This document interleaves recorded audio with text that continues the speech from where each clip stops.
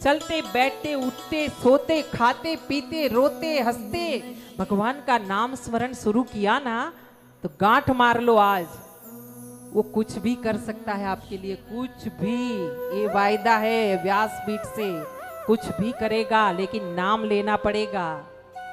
करवाना है अगर कुछ तो नाम लेना खाली शुरू करो। बहुत सस्ती कीमत है एक नाम लेना।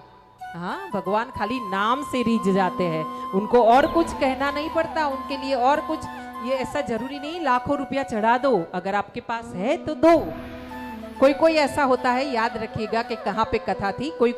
मेरी एक कथा थी देवी भागवत की 2017 में।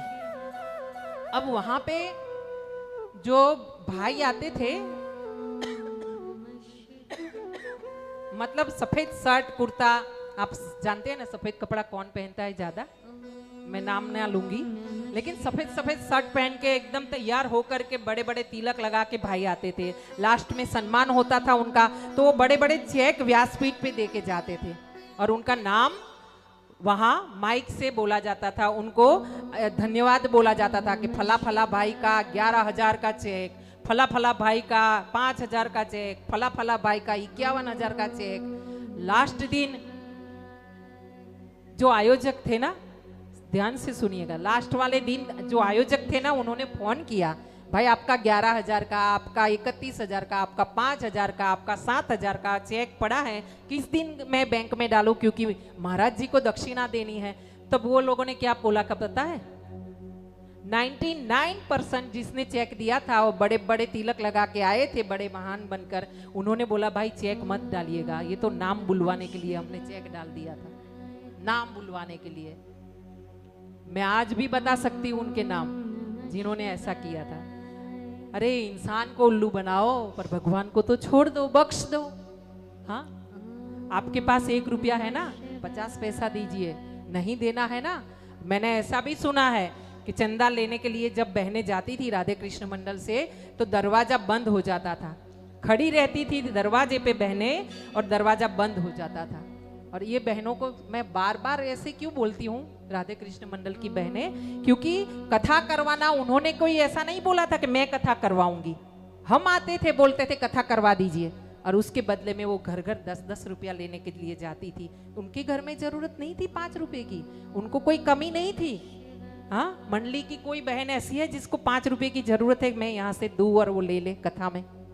हाँ, लेकिन वो जाती थी ना, तो ये इनको लगता था कि ये अंदर गई है, कबाट से पैसा निकाल के आएगी, तब तक तो इनके मुंह पे दरवाजा ठास से बंद होता था।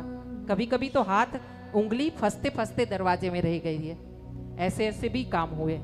हाँ, तो यहाँ पे जय हो, तो यहाँ पे सकूबाई गई है और भगवान यहाँ काम कर रहे, सकू बन करके आए हैं। सकूबाई 15-20 दिन महीना भर का जो यात्रा करके आई है, थोड़े समय के बाद यात्रा का संग द्वारिका गया।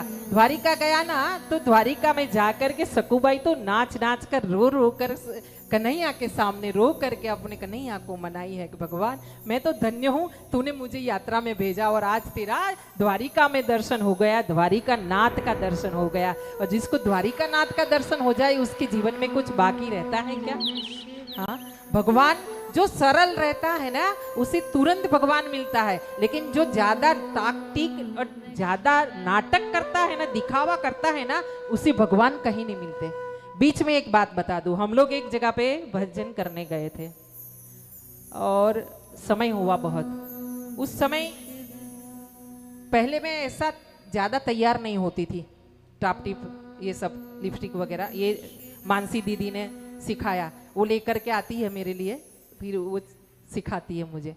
तो बोलती है कि ऐसा आपको रहना पड़ेगा, सुंदरता किसको पसंद नहीं है, सुंदर रहना पड़ेगा, आप सुंदर हो थोड़ा और सुंदर बनो। हाँ, तो भगवान ऐसे कर रहे हैं हम लोग। लेकिन उस समय भजन में हम लोग थोड़ा तैयार होके गए। जब तैयार होके गए ना, तो सामने 2-4 जेंट्स बैठे थे भजन में। कभी कभी होता है, अभी तक ज्यादा नहीं हुआ मेरे सामने, लेकिन 1-2 जेंट्स बैठे थे दिमाग से हटे हुए, सत्संगी नहीं होंगे। तो क्या बोला, देखो कैसे तैयार होके आई है, देखो कैसे ठाठ माठ करके आई। उनके शब्द थे ठाठ माठ करके आई है। हाँ, ठाठ माठ। उन्होंने बोला मुझे तो जब मुझे ऐसा बोला ना तो मैंने सुना, लेकिन जो भजन को हजम करके बैठे हैं ना उनको गाली भी दे दोगे ना तो उनको एक ही लेन देन है। मैंने एक ही लेन देन रखी है, मैंने आप सबसे लेन देन नहीं रखी है। मैं कथा करने आपके लिए नहीं आई हूँ, मैं स्पष्ट बताती हूँ, मैं कथा करने अपने लिए आई हूँ, ना मेरे बच्चों के लिए आई हूँ ना किसी और के लिए, मेरे भगवान के लिए और मेरे लिए आई हूँ। यहाँ से 5 रुपया नहीं दोगे ना, आज भी इनके सामने बोल रही हूँ, नहीं लेके जाऊंगी। अगली बार भी बोली थी 2 कथा में, नहीं दोगे ना ऐसे ही हंसते हंसते आशीर्वाद दूंगी। क्यों? देने वाला मेरा भगवान, मेरा पति बैठा है, कृष्ण द्वारिका का नाथ, 56 कोटि यादव का धनी। हाँ, वो नहीं क्या मोरे एक मुट्ठी चावल नहीं देगा क्या दिन भर में? उसको नहीं पता है कि वो मेरे नाम पे बैठी है, श्रृंगार करके तिलक लगा के, मेरा नाम का सिंदूर लगा के? क्या उसको पड़ी नहीं है? जैसे आपके पति को पड़ी रहती है ना कि ये दिन में ऐसा बच्चों की फीस भरनी है, मेरा पति बैठा है द्वारिका में, देखिए यहाँ पे भी है, क्या उससे नहीं पड़ी है? उस दिन जब भजन वाले ने बोला ना कि कैसे ठाठ करके आई है देखो, तब मैंने बोला, जो बहनों में 2-4 बहनें ऐसे बैठी थी, मैंने बोला ये बहन जी क्यों तैयार होके आई है? तो वो भाई ने बोला, भाई हमारे जो यहाँ के चेयरमैन है ना बड़े साहब, उनकी वो पत्नी है, धर्म पत्नी है, वो नहीं सजेगी तो कौन सजेगा? ऐसा करके उन्होंने बताया। जब मैंने बोला जब वो चेयरमैन की पत्नी है और इतना सजी है, हाँ, मैं तो तीनों लोग के नाथ की पत्नी हूँ, मैं क्यों ना सजू? मैं इससे ज्यादा सजू जिससे मेरा कन्हैया खुश हो, हाँ, मेरा लाला खुश रहे, मैं उसके आगे नाच रही हूँ। ये जो एक तिलक करके इधर उधर हो रही हूँ ना, मैं ठुमक ठुमक, मैं कृष्ण के लिए हो रही हूँ, मैं किसी और के लिए नहीं हो रही हूँ। हाँ, और मेरी हृदय की आवाज आती है कि तू आज ये पहन, ऐसे रहना, ऐसे सजना, वैसे ही रहती हूँ। बोले कृष्ण कन्हैया लाल की, अपने अपने माता पिता की।